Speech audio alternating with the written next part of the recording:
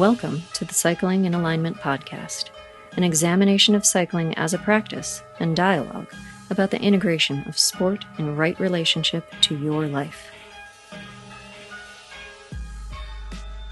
Greetings and salutations, Space Monkeys. Before we begin our episode, a brief reminder that this podcast depends on support from the audience. The reason I am able to continue with this project is because of the support of patrons. If you are a member of my audience and you feel I have offered you insight or added value to your cycling journey, please consider a visit to my website, colbypierce.com, where you can make a contribution to the Cycling in Alignment podcast. You can support the show for as little as $8 for a one-time contribution, or choose to subscribe as an ongoing member. Thank you for your consideration. Here's your reminder to think critically, act intuitively, and pedal consciously. Greetings and salutations, Cycling in Alignment podcast audience, Somanauts, Cyclenauts. Here we are in another walking podcast, and this is a daytime pod, and I'm currently being stalked by the Tuesday trash truck, so I might have to pause for a moment here and there because the noise will be a deal breaker.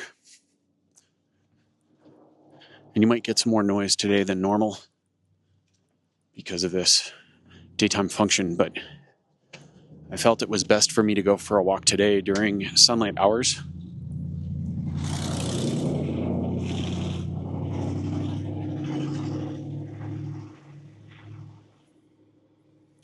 Mostly because I caught myself a sniffle over the weekend,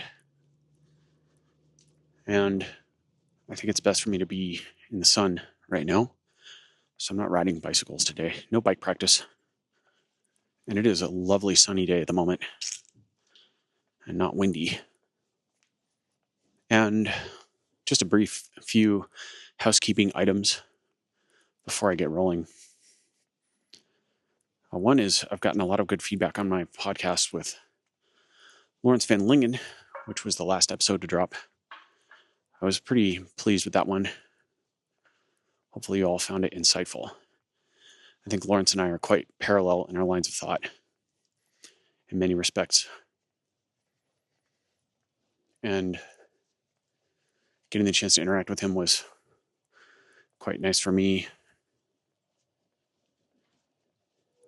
Whenever you get the opportunity to speak with someone who thinks similarly to the way you do, there's always this nice synergy because there's some things he says that sort of meet me where I'm at. And there are other things that help me glue together concepts that have been floating in my head for a while, but I haven't glued together perhaps, or haven't assimilated. And then of course there are just new things that he teaches me. And, I'm not a guy who has a lot of letters after my name.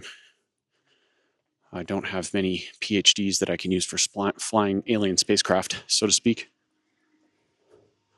Also, it's still construction season here in Boulder, so you're going to get some construction noise in the background. Hopefully that's not too nuts. Compressors and whatnot. It's house building season and sprinkler flushing season, which is on my list to do for this weekend. Oh, the complicated webs we weave by owning lawns with sprinkler systems. Never-ending maintenance. So, I'm just reflecting on Lawrence and I's conversation, and one thing in particular that I think I've really learned from his teaching is another layer of understanding to how the hips should move. He really focuses on this, and I've been using a lot of his practices in my walking and running. And in case you haven't gone there yet, if you're running in the off season, or even just going for walks, walking is one of the best ways to loosen the hips and make sure the SI joints are free. And this is one of the biggest problems I see in cycling, is that the SIJs get locked up, particularly on one side and usually on the left. And that is, of course, concurrent with a spiral pattern. So if you're an athlete who's got a really wicked spiral happening, then looking into which aspect of your hips are a little more movie and which are a little less movie. And generally speaking, working on the side that is more locked up is the first plan of attack. And that brings things into balance. And for most people, that's the left side. The left SIG doesn't move quite the way we want it to. There can be dysfunction in both sides in my experience, but the left is the starting point. You have to be able to get that left ilium or hip to move forward around the sacrum, to drop into anterior rotation when you're walking and when you're riding. And walking is a better way to do this than riding. Pausing for noise.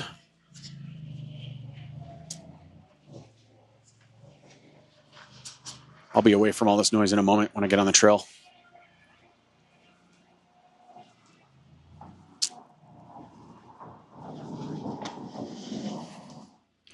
And in my mind, I have a series of videos that will blend some of the lessons of Goda, Austin Einhorn, and Lawrence into my own alchemical prescription or recommendation on movement that might be helpful and can help to refine someone's position so they aren't as subject to the dreaded spiral. If you don't know what I'm talking about with the spiral pattern, see some of my earlier podcasts. Just search spiral and you'll find them. But this is essentially the origin of most challenge on the bike in my experience. Most people are twisted around the axis of the C-tube because of a neurological dominance pattern on one side, and unawareness of that pattern often couples with it. And so we educate the athlete about how they're moving and what muscles they're using or not using. And then we work towards minimizing that asymmetry. Just as Jeff Bridges explains to Clue in the second Tron movie, which we recently rewatched for obvious reasons. He says, perfection is unattainable, but I didn't know it at the time when I created you. The thing about perfection is it's always in front of us. It's right there, but we can never achieve it. This is, of course, the same concept with symmetry on the bike. It's unachievable, but it's something we strive towards. And if you don't acknowledge this paradigm or this limitation and you ignore it, you do so at your peril. And you'll be scooped up by a recognizer and thrown into games where you have to try to kill other people with a disc attached to your back or something like that. Or you'll just be miserable riding your bike. You'll either feel asymmetry while riding, or you'll have pathology as a result of that asymmetry, which typically comes in the form eventually of pain. The pain can manifest in many, many different locations, almost anywhere in the body, curiously. But the root is an asymmetrical movement pattern originating at the hips, in my opinion. I'm absolutely 100% right about that until proven otherwise. And then I will evolve my understanding. For those of you who have listened to me for a while, you might know that I've adopted Peter Attia's strategy on this, where he's the first one to have really synopsized this strategy, which is simply that my opinions are really strong and they are loosely held. The way Lawrence would say that is, I won't die on this mountain. It's the same concept. Have strong opinions that are well educated, and also understand, of course, that all knowledge is horizontal. And in 10 years, I might look back on my teachings now and say, that was incorrect. Or that was correct, but there are several more important points which need to be emphasized. The understanding has evolved. Just as the world turns, which I think was the title of a really crappy soap opera when I was a kid. So, another bit of housekeeping. Thank you, everyone who has contributed to the podcast. You can go to my website, colbypierce.com, and make an offer of appreciation.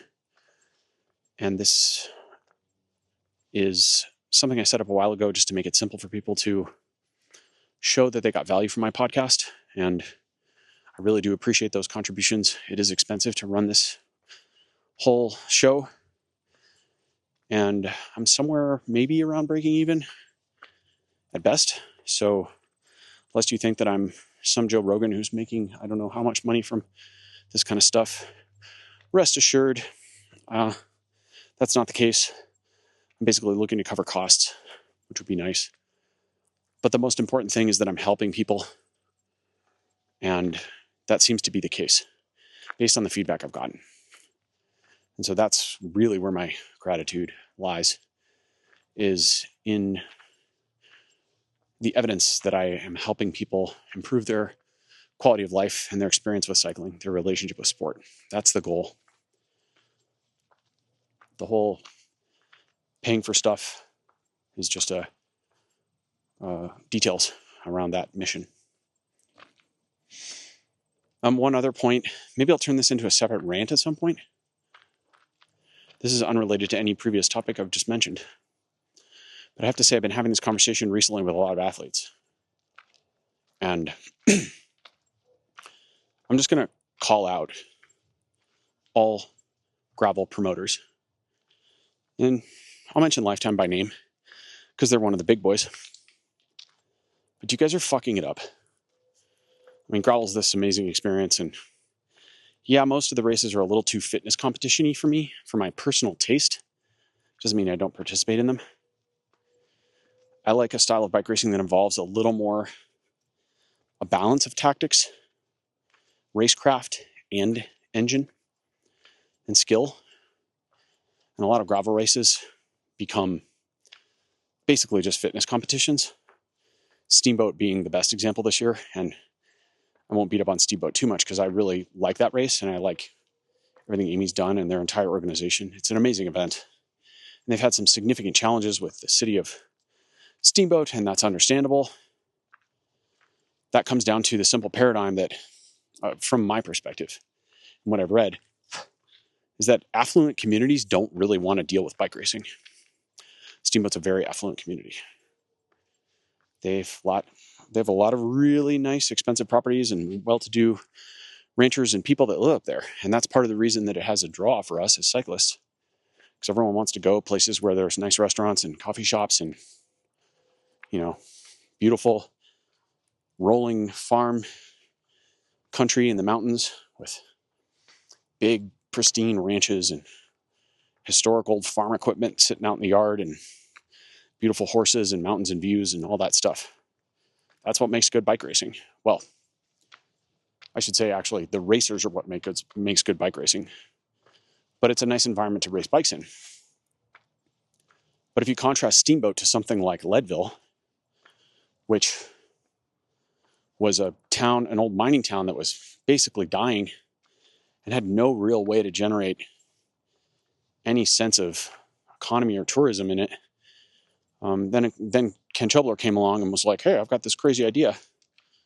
Let's have a 100-mile mountain bike race in Leadville at 10,000 feet. And all the local people were like, I don't know what that means. And he did it. And then bike riders started showing up to Leadville and eating at the restaurants and booking out hotels and having training camps and buying gas and doing all the things. And now Leadville has kind of blown up a bit, probably in good part due to the Leadville 100 and also all the accompanying events, the stage race and the running race and all the training camps and whatever. And people are buying houses up there, and there's money flowing in the economy.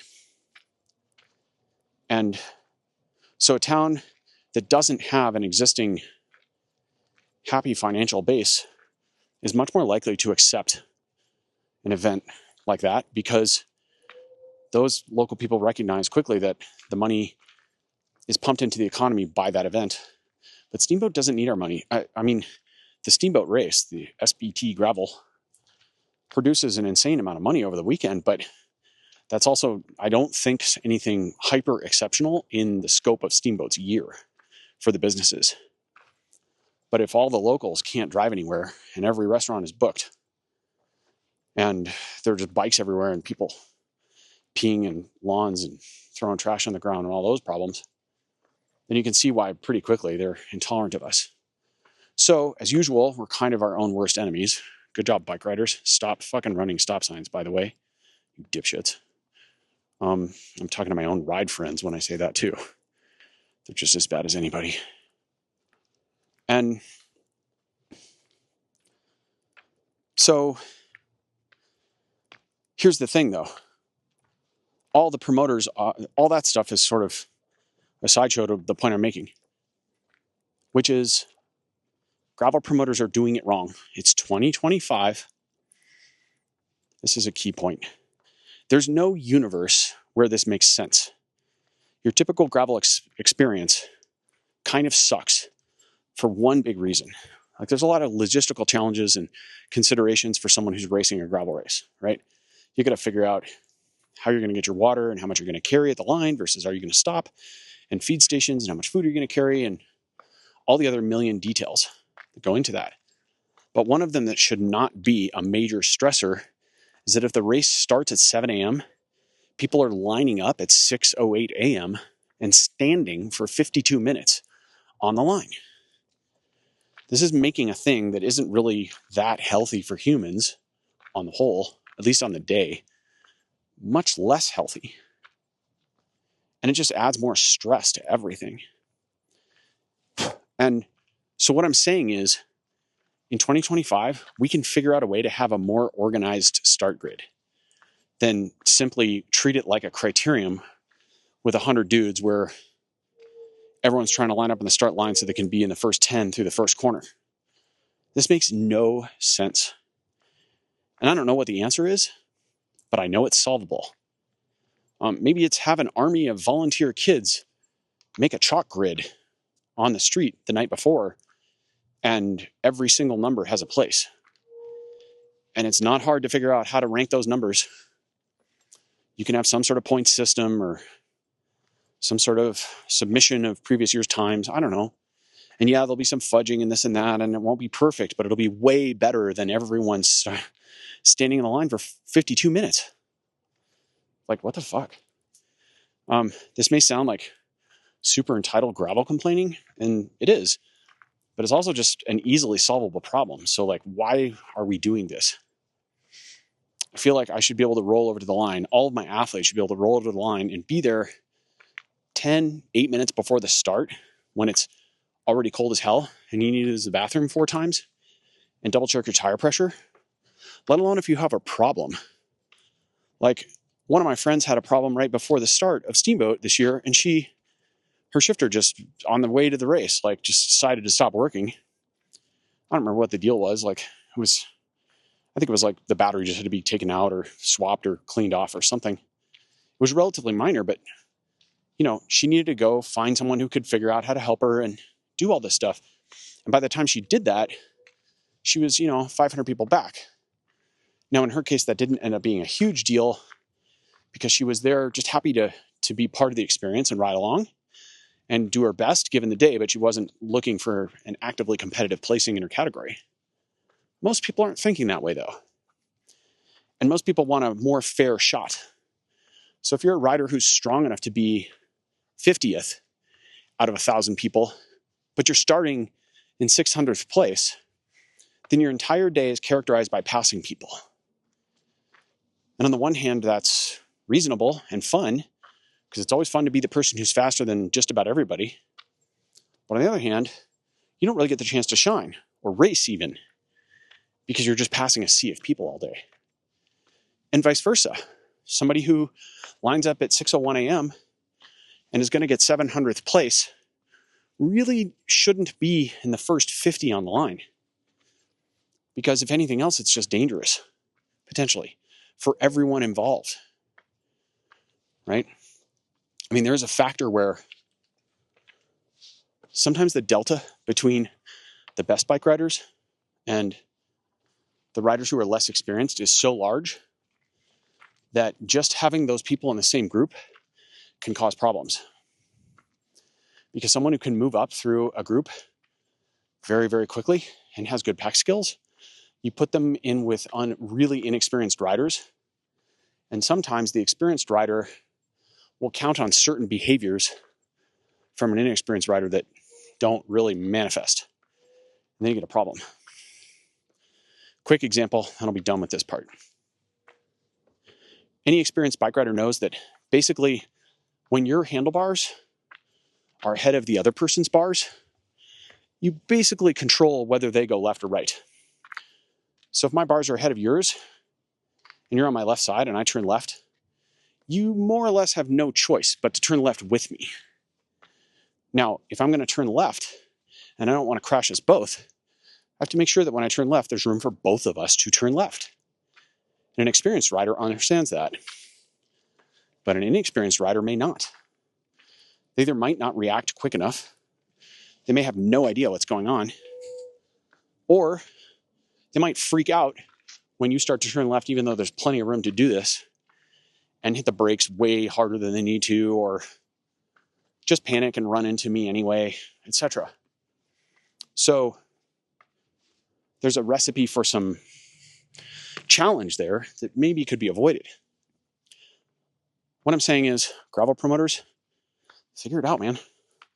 Make some sort of system. Why are we not doing this? It would make the sport better for everyone and safer. And it would be correct. Because if somebody trains all year for an event and then they have a 10-minute delay on the way to the start and they're 300 people behind where they should be and their race is ruined, nobody wants to see that.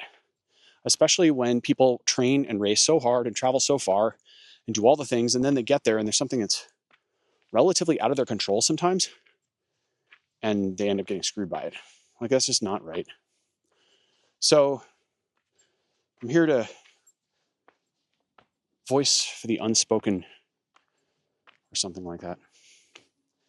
Anyway, I'm going to step off my soapbox now on that one and keep climbing up this steep trail.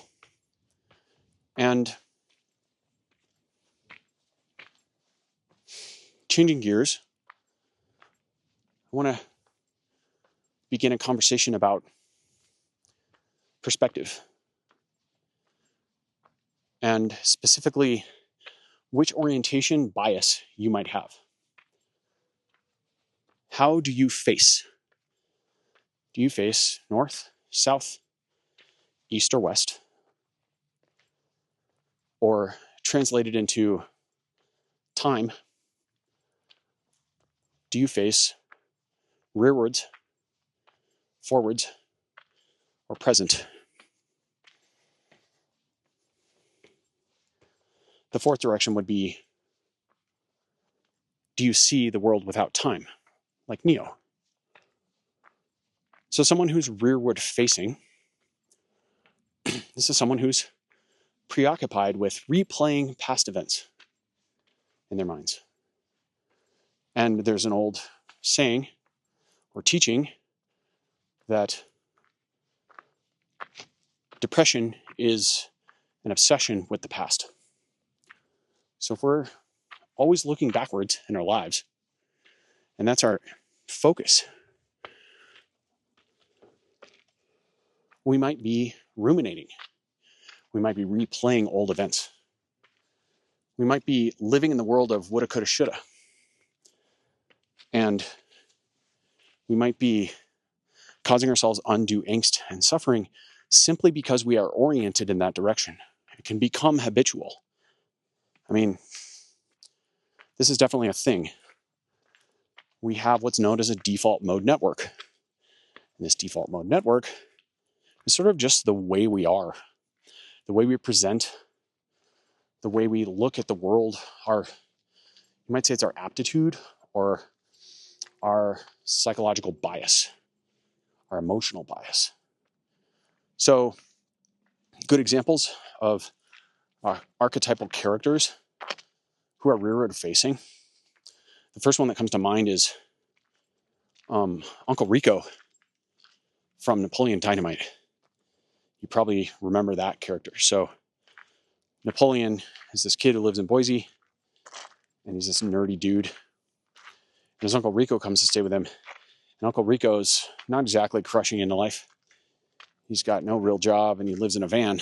He's obsessed with his high school football career. right? And so he's continually throwing footballs around. Oh, too many people around. I'm going to do a U-turn. And filming himself with a VHS camcorder. Maybe it's even beta. Because this movie's set in somewhere in rural Idaho in like the 80s.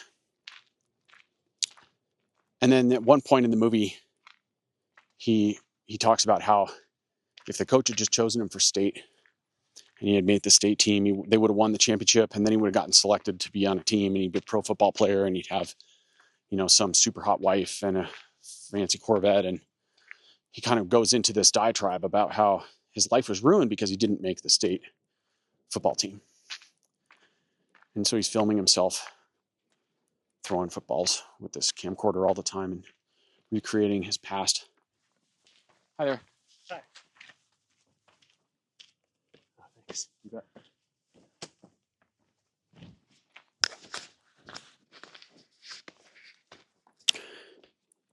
And so Uncle Rico is sort of our resident archetype of someone who's rearward facing. And of course, in racing, this would be the same thing, translated to, I didn't win that crit, or, I got beat in that sprint, or should have trained harder that spring, or I didn't make this team, or didn't get that contract, or whatever. And when riders are in that mindset, the North Star that I can offer that might be helpful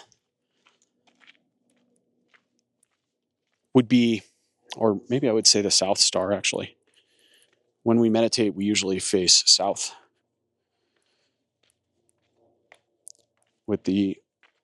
Of course, the west is to the right, and the east is to the left, and north is to the back body.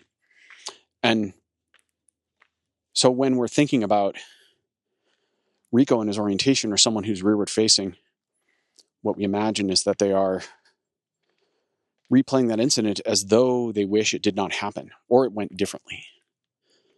And so the South Star, I would say, that could be worthwhile for contemplation is simply the reality that the entire reason you are here, the whole reason you were drawn to cycling in the first place, or the reason you made that choice in your life that you are now replaying and wishing you could do over, have a different outcome, have a different experience of, is to have that experience. That's how you learn things, right? That's how you integrate the lesson of not making the team, or not getting the job, or not getting into that college, whatever.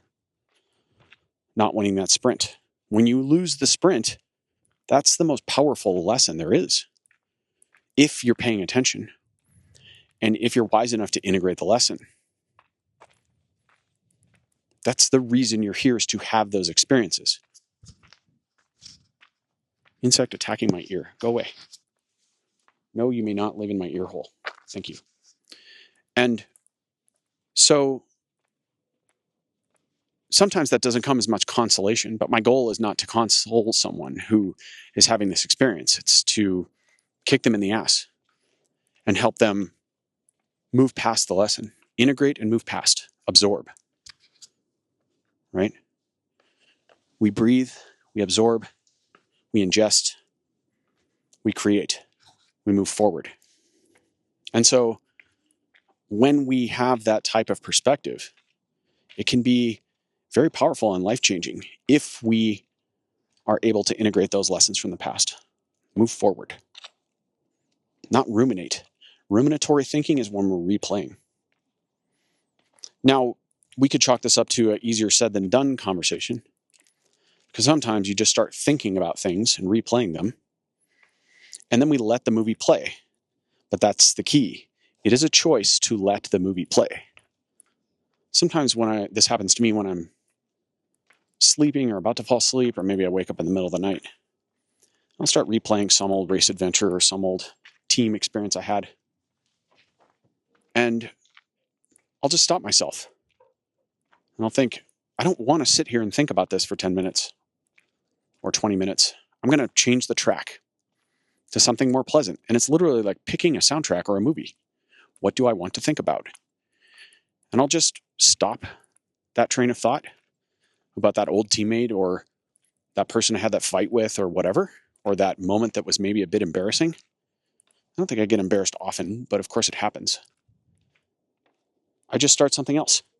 Even if it's something relatively trivial, like I'll just start replaying the movie Dune in my head. That's a good one. It's a good default for me. So I suggest that you find something that you find relatively enjoyable, pleasant to experience, pleasant to think about, something interesting, maybe something creative, artistic, something that inspired you, and you just push play. That's a really nice technique. And if you go back, your mind skips back to this old moment, just be a bit disciplined for a minute or two and keep focusing on what you want to focus on, not what you're getting. This is part of training the conscious mind. And the conscious mind can be trained, I would like to point out. You can choose to focus. In fact, a moment of action, or maybe you might even say a mantra for me, is frequently to simply decide to drop into a moment of focus. Extreme laser focus. When I need to get work done, or I desire to get work done, and I want to be very productive, I'll just drop in. And if my mind wanders to whatever it might want to wander to,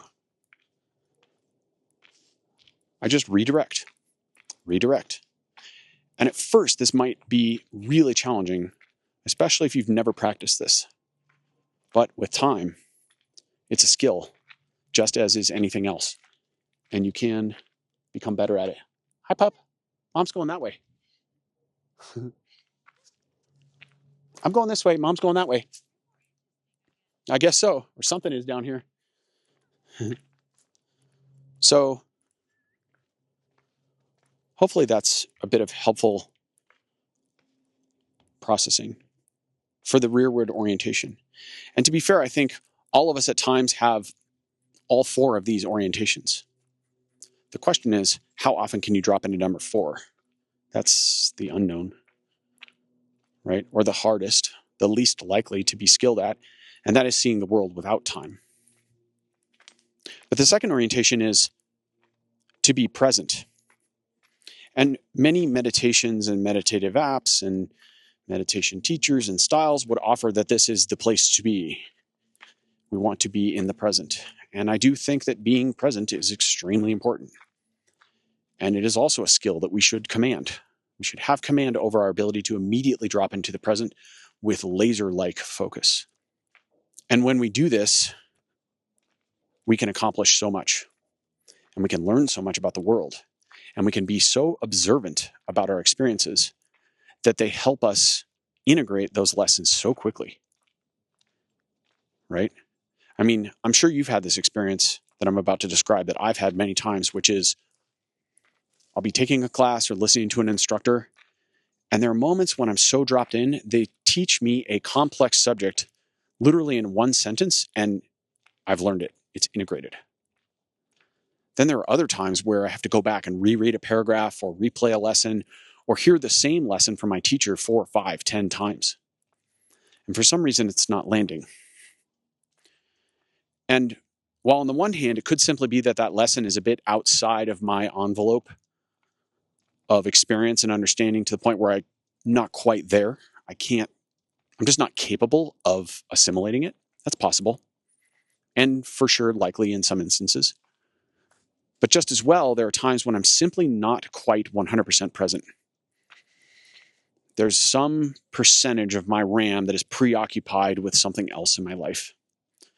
Whether it's dinner or if I'm going to have time for a ride or next weekend's race or what the hell I'm going to do about this mountain bike rim I just cracked, which actually happened last week. Or maybe it's more, important stuff like, I had that fight with my wife last night, or, I had that disagreement with my teammate last week, and that's still running some computational power in my semi-sub conscious mind. And it's burning up the RAM. So I'm not able to be fully present. And when we do a good job of being present in our lives on a regular basis and developing the skill of compartmentalizing fully,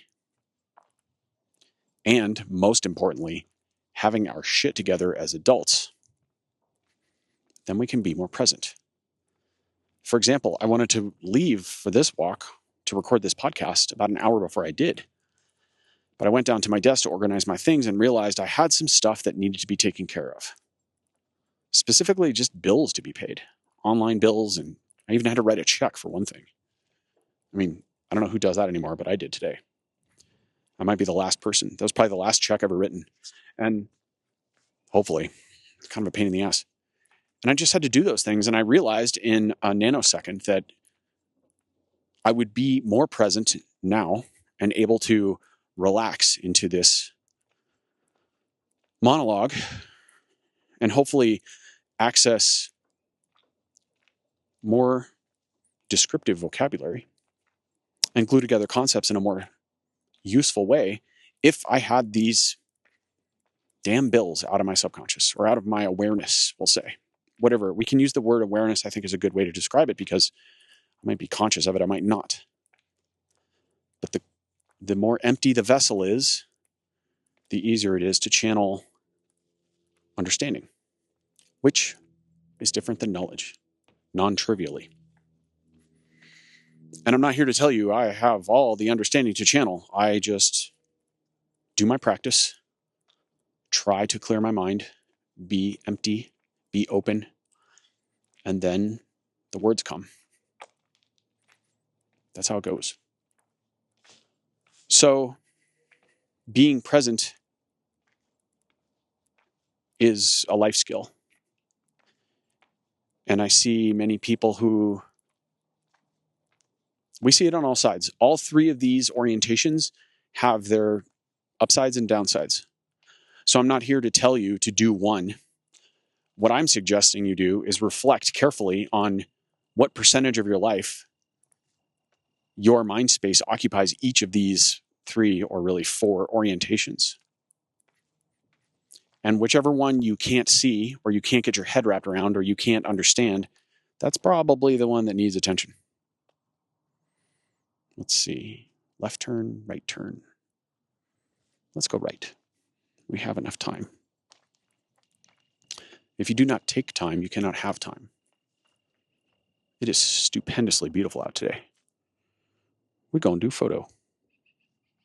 Assuming my phone will let me open it. And clean the lens. Sorry for the noise. Rule number 1 of iPhone photography. Clean the lens of your phone. Scenic Boulder.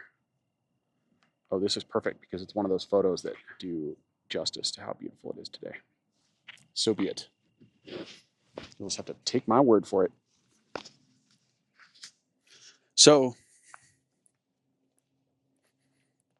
the third of our orientations or perspectives is forward-facing, future-oriented. And when someone is future-oriented, they're anticipating events to come. And as the old teaching goes, anxiety is an obsession about the future. So we can anticipate events in a good way. I'm excited to go on this bike ride this weekend, etc. I'm excited for this really nice dinner with friends tonight. I'm excited to see the new Tron movie, although the reviews have been quite mixed. Or whatever. Or I'm anxious about this bike race. I'm anxious about travel. I'm anxious about flying because people and metal air tubes of death and viruses and TSA ruining my bike or whatever, or delays or missing my flight, etc. There's a lot of things that are potential anxiety generators during travel if you're flying or driving. So we can, again, look at it from, the glass half full, glass half empty perspective, the light shade side or the dark side. And I'm not here, again, to tell you to do either. I think that they both have validity and merit, but I would ask, what is your orientation? And what is your relationship to your forward-seeking mind? There are people in my life who simply do not have the ability to look forward. They have almost zero capacity to orient themselves towards the future in a way that plans or in a way that anticipates positively, or at all in some cases. They just pretty much don't acknowledge the future. And most of those people are about 30% present. A couple people I'm thinking of in particular. This is just my observation. And the rest of it is past orientation. Although one of them in particular does have a bit of number 4. And a little bit. And I'm saying this without judgment of these people. My goal is not here to tell you these are bad people or that they're make some proclamation about how unhappy they are or whatever. That's up for them to decide. It's their choice to decide how happy they are in their lives and whether they want to change it. The exercise I'm offering that may be helpful is to at least have awareness of what your orientation is. So in cycling, this would be someone who is so oriented on raising their threshold or crushing intervals or the next race that they often live in this world at the expense of preparation, which involves more present, right? So if you're too busy getting to the race to maintenance your bike, if you're too busy thinking about or planning or daydreaming about how you're going to win the next race to actually train effectively, this is potentially problematic, right? And I've lived in this world. Probably as a young rider, I lived in this world quite a bit. And I've had quite a bit of childhood trauma in my past, not as much as some, of course, but as we know, trauma is relative to the individual. So one person can stub their toe and it can be a life-changing traumatic event. And someone else can literally see their family get eaten by a tiger and be, well, not as affected. That's just how trauma is. It is highly bio-individual. So it's not about the size of the trauma. Just had to make that disclaimer. Although mine was significant by most people's standards, I'll just tell you, in case you're wondering, my mom died when I was 8 of cancer, and my father died of a heart attack when I was 12. So that's up there. It's not genocide, though. And, my parents died of diseases. They weren't brutally murdered in front of me. So there's a lot of ways this could have gone wrong, or worse, we'll say.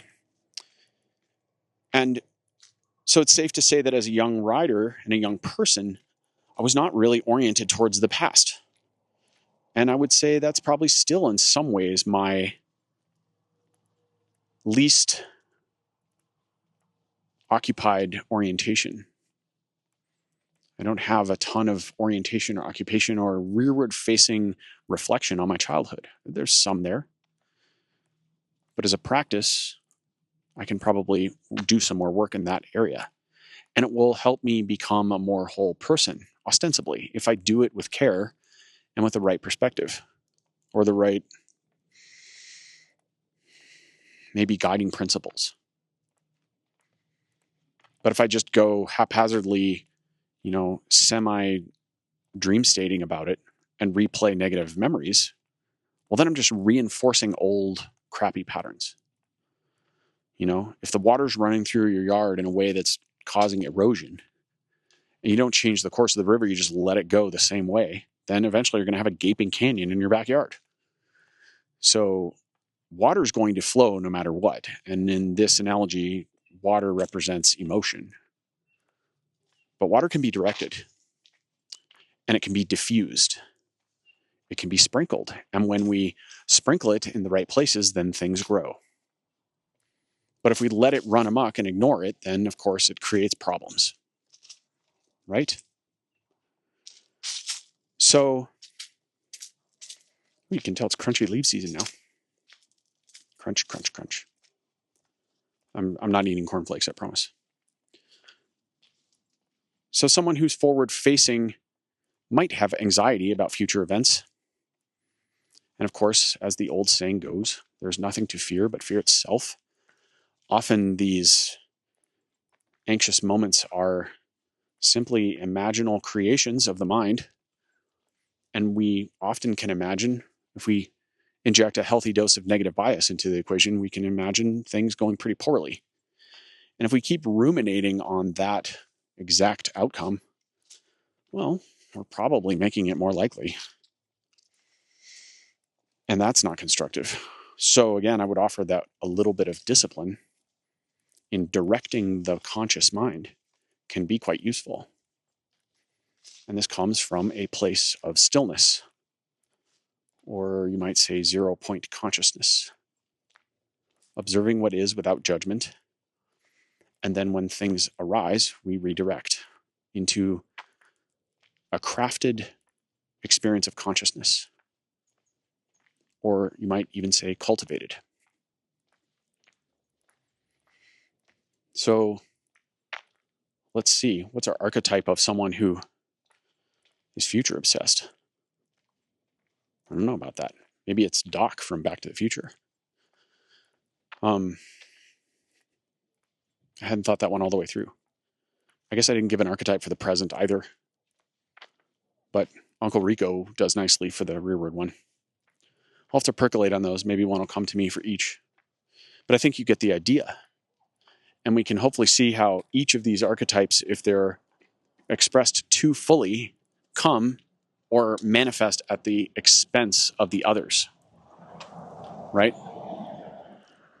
And then we are out of balance.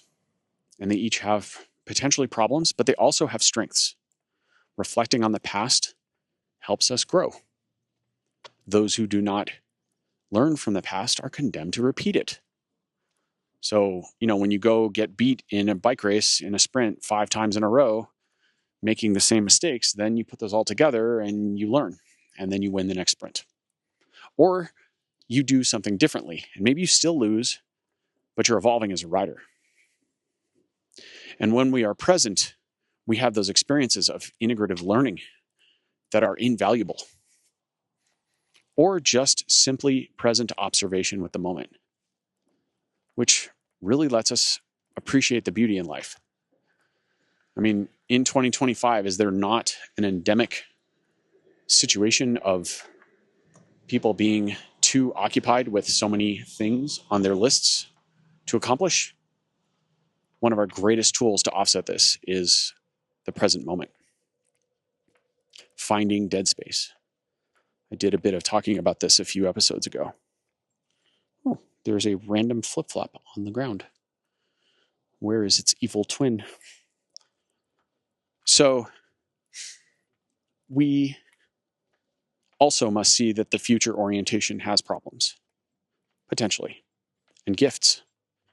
When we're focused on the future, we're drawn towards our goal, which is different than pushing towards our goal. There's a push and a pull in that equation. And if we're pushing too hard, then that's probably a bit too much force in our lives. This is the paradox of sports. If you try too hard, you just crush everything. You have to honor and recognize your passion for sport and let it pull you in the direction that gravity will pull you. But when we try too hard, when we use too much effort, then things tend to not go the way we want them to. The strength of the future goal is to pull us towards it. The downside is anxiety or preoccupation with the future at the expense of the present and not learning from the past. The fourth dimension in this equation I would offer is seeing the world without time. And these are moments, you might say, of clarity or clairvoyance, which sounds like a hippie term because it is. So deal with it. And when we are clairvoyant, we have insight that is axiomatic. We have insight into the nature of the world, the nature of a person, the nature of a relationship, the nature of ourselves that is indisputable. It is simply the highest truth. And when I say that they're beyond time or without time, you're seeing the world without time, what I'm saying is they're eternally true. And there probably aren't too many examples of these that we can think of off the tops of our heads. And I would offer that they're not necessarily things we can name. They're much more esoteric than that. It's more like a feeling you get, an insight you have. Might even be just simply an insight in a moment that allows you to connect dots or have a profound sense of knowing. I'll give you an example. I'll give the quick cliff notes. In 1999, I raced my first track World Cup. Well, rewind. 98, I was racing professionally in the US for a team called Colorado Cyclist. And I was making the breakaways in NRC level criteriums. That's like the National Criterium Series at the time. And I was driving those breakaways. I was one of the stronger guys. But I didn't win any races. I was getting second and third and fifth and whatever. And at the end of the season, I kind of reflected on this and realized that while criteriums, especially long ones with little hills in them, more like Kermesse style racing, that was right up my alley. That was my jam. I was quite good at those. It suited my riders, my abilities as a rider for various reasons. While I was really good at those, I wasn't a race winner at those events because I lacked the sprint needed. Most of the guys who were in the break with me had 15, 20 pounds of muscle on me. And so they could beat me in a one-time sprint. But I also noticed that I was capable of repeating that same sprint multiple times without fatiguing. And most of the riders, that's not the case. They've got one giant sprint and then they're kind of gassed. And then the clarity came to me, oh, well, that's a points race. A points race is a criterium with 12 sprints in it. I should be a points racer. And I had already raced some track at that point in my racing adventures. So I focused on it. And in 1998, at the end of the season, I had a moment where I realized I'm going to be national points race champion in 1999. And then months later, a whole bunch of shit had happened and I'd injured my knee and done this and that. But I just had that moment of understanding. And then in 1999, I was national points race champion. It was the first national title I won, I think. Well, unless you count some collegiate stuff, which kind of doesn't count. The stuff I won anyway.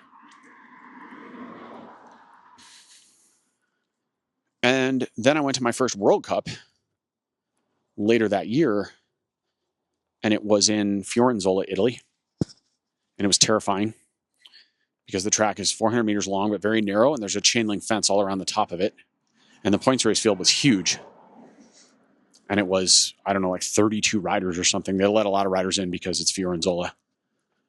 And on a really narrow track, on a track bike, riding with that big of a field is pretty scary. And I went and raced the race, and I finished 10th. And the field was unbelievably stacked.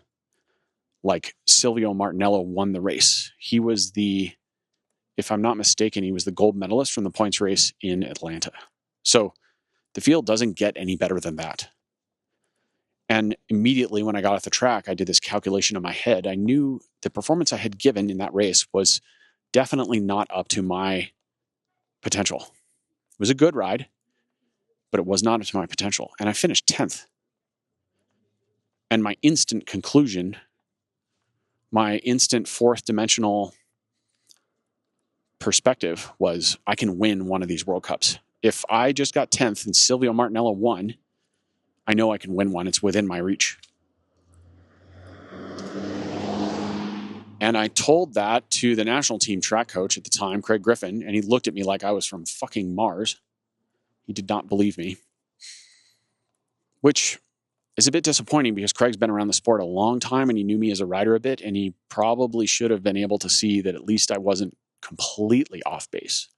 Like, a good observant coach should have a better intuition than that, but so be it. And let's see, in 2001, then I went and won my first World Cup track race in Cali, Colombia. So I proved myself right and proved Craig wrong, although I'm not even sure he even never knew that. This is like before the internet existed, so it's not like everyone knew when you won races back then. It was like word of mouth, or you saw the results in Velo News or something. So nobody really knew except me and the people who were there, but I mean, it's a pretty big deal. I beat Juan Linares, who was one of the best points racers in the world at the time, and some other guys, blah, blah, blah. And then I went on to win a few other World Cup races and go to World Championships and do other stuff. But the point is, I had this just clarity of understanding that I can't really describe to anyone. It was just an absolute certainty that this was the way things were going to go. And I was correct. And I've had other moments like that in my life. If I had to add up a number right now of the amount of time I spend in that level of awareness, it's probably something around 8, maybe 12% at a given time or moment in my life. It's just the number that comes to mind. There's no double-blind study to support that shit. And then the other orientations are divided somewhat evenly-ish past that. And I strive for that, not as a conscious goal, but more of as a general sense of observation and awareness. I am observing how my mind is occupied with the world and what my mind does with the current experience it is being fed at all times. Is it fully immersed in that current experience, or is it not occupied with the current reality and instead thinking about 2 hours from now, 2 days from now, 2 weeks from now? Or vice versa. Am I replaying some moment of my history, some previous experience? None of these things are good or bad. You'll rarely, if ever, hear me say something is good or bad. This is Disney thinking. Disney thinking is when we put a movie in front of a child and within 10 seconds they can figure out who the bad guy is and who the good guy is. All Disney movies work this way by design. They are really about polarization of thought. And as adults, of course, we realize that there is not really good or bad. I mean, there is bad and there is good, but most of the time, that's a grand oversimplification. Those are my thoughts on the perspectives of time and orientation. I hope you find that helpful in your own learning and reflection as a cyclist and an athlete, and most importantly, as a human. And thank you once again for listening to my podcast. All things considered, I think that went relatively well. There wasn't too much noise. And I hope you enjoyed it. As always, think critically, act intuitively, and pedal consciously. Thanks for listening.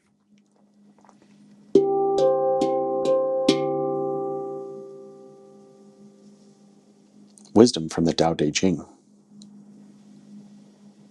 The master keeps her mind always at one with the Tao. That is what gives her radiance. The Tao is ungraspable. How can her mind be at one with it? Because she doesn't cling to ideas. The Tao is dark and unfathomable. How can it make her radiant? Because she lets it. Since before time and space were, the Tao is. It is beyond is and is not. How do I know this to be true? I look inside myself and see.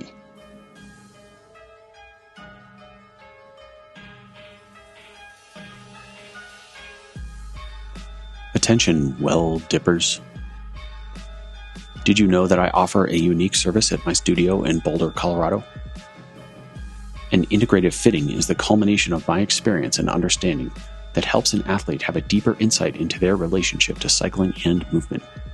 This is understood in the context of how the dream, goal, or objective aligns the client's choices and habits. The psyche, the environment, and drive will all influence the current expression of athletic ability. As we understand these factors, we can shape and direct athletic potential. What this means in a practical sense is that we spend about 6 hours working together, including a short or outdoor ride. I will film you on and off the bike, and we will discuss an extensive intake questionnaire. You will leave the fitting with a unique perspective on your function and with actionable pathways to improve your performance. This service was created specifically to help cyclists who have been through various fitting sessions and have had unsuccessful or unsatisfactory results. We dig deeper to find more meaningful outcomes. If you are interested in knowing more about an integrative fitting, please visit my website, colbypierce.com, where you can book an appointment.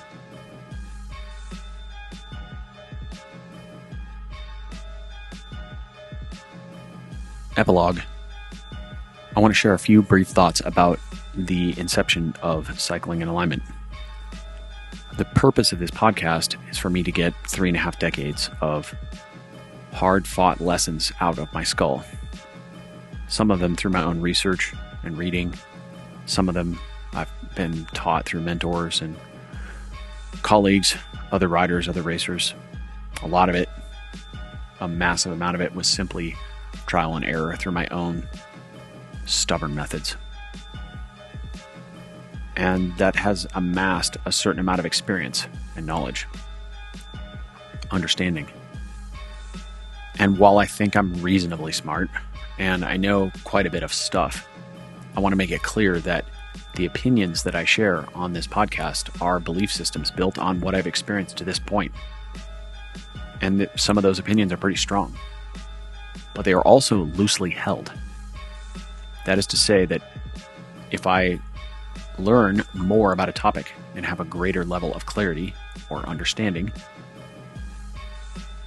then my old belief systems will be abandoned and I will now operate under that newfound knowledge. So I'm not here to tell people all the things that I know. I'm here to explain what I've learned to this point. And there's a big difference. Also, that is the intent when I discuss things on the pod with guests, is to learn from them and have a discourse. Because if we can't have a discourse as adults, then we've lost one of the basic tenets of modern society. Even if we disagree, we ought to be able to, in most cases, shake hands and walk away. Because after all, this is sport we're talking about, and while sport is training for life, it's nothing to get too upset over. The purpose of the podcast is to help me help other people, and specifically to help them actualize their highest potential by illuminating a path that enables alignment with their truth, their intent, and their coherence. That's really the end goal. So I'm grateful for your listening. My intent is also not, to be clear, to gain an audience or become popular or gain social status in any way. I don't care about that stuff. That said, if you feel an episode that you have heard will help someone you know, please share it with them. That helps us reach the end goal, which is to help more people. Thank you for listening. I'm grateful for your time and attention. Blessings.